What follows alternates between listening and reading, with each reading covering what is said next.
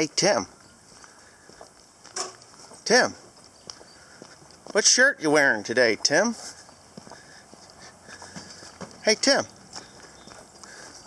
What shirt you wearing today? What you got on? What does it say? No, you're right. Let's do it the dumbest way possible because it's easier for you. You know, that's funny. Wait a minute here. Isn't that the shirt that I should be wearing today? No? Not me? Okay.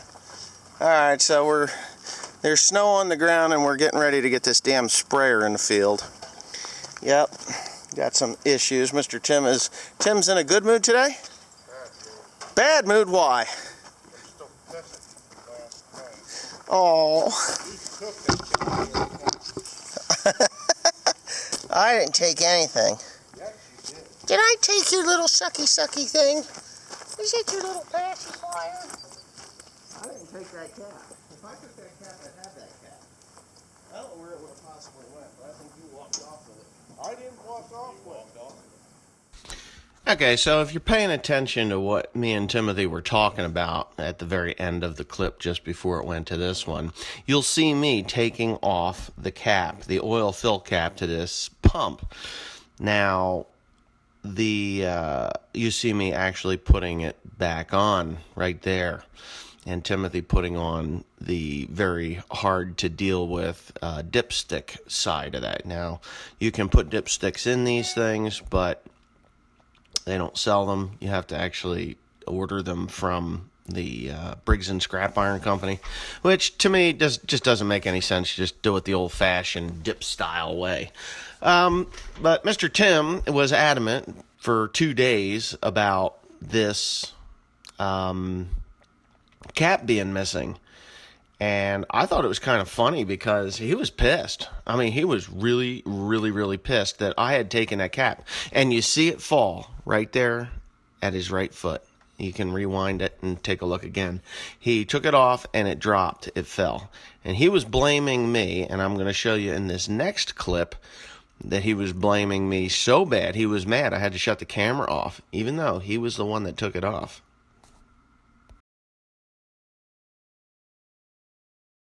Get it about 3/4 of the way in there, and I think it's about a quart. You know you're doing that backwards, right? What do you mean? If you hold the jug the other direction, it won't do what it's doing. Flip it over. Now watch this shit. This is the amazing thing. These are the easy pour. Holy cow. See, when I was in high school, they came out with this design of a oil thing. Yeah, a little more. I think you're going to take the whole thing. And it was like Pennzoil Easy Pour, and it came out with that. Maybe it was Wolf's Head. I can't remember hardly now. Oh, you're good. Put the cap on. A little overfillage, it'll smoke. What'd you do? Lose it? Where the hell is it?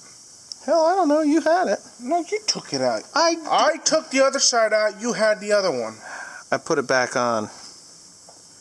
Didn't. Yeah, I did. Where is the red cap? I got this. I didn't take it. Yes, you did. No, actually. I was on this.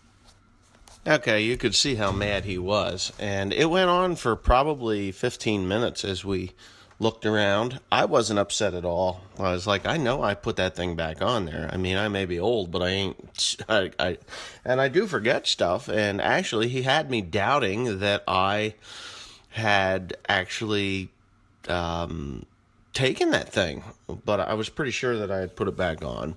And it's okay because, you know, when you're young, you get a little upset, and it was pretty clear to me that I know that I had it on film. At least I thought I did. But anyways, what I've got these guys doing is I've got them Timothy's actually pulling a hose out there, but I've got these guys putting zip ties on, cleaning out filters, and fixing any of the little broken plastic doodads that are on the sprayer itself. And that happens pretty often. You know, you get into fence rows. I mean, these things take a beating. Now, you know, a lot of guys that watch my channel don't really realize how many acres of hay that I actually do and how many times we go over them. You know, sometimes we get over these fields I go over them all once, which is 3,700 acres of ground. And the second time over is, a small portion, maybe another 1,000 acres if I'm not using dry. So last year I used dry, the year before I used liquid. So the year before I actually shot myself in the foot because we just didn't have the rain to get it into the ground to produce a decent crop. So it was kind of a waste. And I wanted to use ammonium nitrate this year, ammonium sulfate this year, so that I could get, the most out of my crop. So they take a beating, and, in the beginning, that was funny. I didn't see that, but Tim must have just got shot in the face with the water as Cody turned it on. That's pretty funny. But anyway, I'm glad I caught that on film.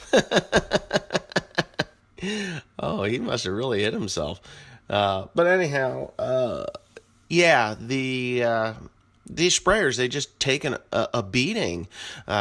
Our fields are small here in New Jersey, not like wide open spaces out west where you can go for 100 plus acre fields and stuff. These are, 4, 5, 10 acre, 20 acres. The largest field I have is 50 some acres. And I almost don't like really big fields. Almost. I didn't say I don't like them. I almost don't like them for a couple of reasons. You get bored in a big field. You almost fall asleep sometimes if there's nothing exciting going on. And, my father gets that way too. But the small ones, we're just used to them. But again, the sprayers, they get into the fence rows and break them up. So we kind of have to do a lot of work to keep them up to par. I know I was recently accused of being hard on my equipment. Well, yeah, you know what? Sometimes we are. Just like any other farmer, you get in a hurry to get done, and sometimes you Band-Aid shit together with duct tape or electrical tape and hose clamps and zip tie things back together where they're not, where there should be a plastic mount or something like that. But everybody does it. And then the next year, before you use it again, you get it going. So as you can see me at the top of the sprayer, we had an O-ring issue, and I ended up going out to the other sprayer where I know I had more of these O-rings, and I was able to find one, and I'm putting that in. I put a new suction hose in for the pump because it's just, well, let's put it this way. It was collapsing, causing a major ass ache here. So I decided that it would be a good idea to just, replace that hose. I had shoved a piece of PVC pipe down in there, which was still restricting it, but it wasn't so bad. But it was really hard to find this hose. I called Hardy. The Hardy dealer. There's a couple of dealers around that deal in Hardy, and one is just absolutely worthless, and I'm not even going to talk about them. But the other company, they're pretty good, and they were saying that I was wrong. And I finally said, listen, I am not wrong. I know this is a 3-inch line, and it's not a 2-inch line. It's not a 2.5-inch line. It's a 3-inch line, and I need that hose. Well, finally, it shows up in the mail, and with a nice little letter saying this was an odd one. Thank you for purchasing this product. And Hardy sprayers are a pain in the ass when it comes down to getting parts. Would I recommend a Hardy sprayer? Absolutely. I think they're, really good sprayers. The problem is when you do break them, they're very expensive to repair, and they're hard to get the right parts because you have the Hardy Commander, and every year they change something on the Hardy Commander, and you have to go off the serial numbers, and they're all books, it's just a pain in the ass. This is a Hardy Commander Plus, and I think it's a 2004 or 5. I know I got it in 2008. I paid $18,000 for the thing. The Navigator, which is, I know, a 2005, and they're great sprayers. They function wonderfully, but they're, like I said, they're expensive to maintain. Let's see, what else are we going to talk about? Nothing really. Trying to get this trying to get this pump to prime was very difficult because when they set for extended periods of time, whether it's inside or outside, doesn't matter if you put RV antifreeze in them or leave a little liquid nitrogen inside them, the check valves on the pumps do have a tendency to stick a little bit. And, you know, if there's no liquid really in there, they stick, and then they don't prime worth a damn. So I had that issue. All I did was I pull the top hose off here, and I'll put water in the top hose directly, and as you see me doing right about now, and then it will prime, and then it's good for the season. Unless, of course, you run it out, then it doesn't prime so easy. But that's just the way the cookie crumbles. Anyway, I guess that's enough of me yambling and rambling on about this Hardy sprayer, and tomorrow I will have more footage of the welding that needs to be done to it and some other things, so stay tuned for that. Thanks for watching. You can please comment, rate, and subscribe. Check me out on Instagram. Yes, Instagram. Facebook too, but I don't accept friend requests in there. You can just check out the Facebook page. It is kind of my personal account.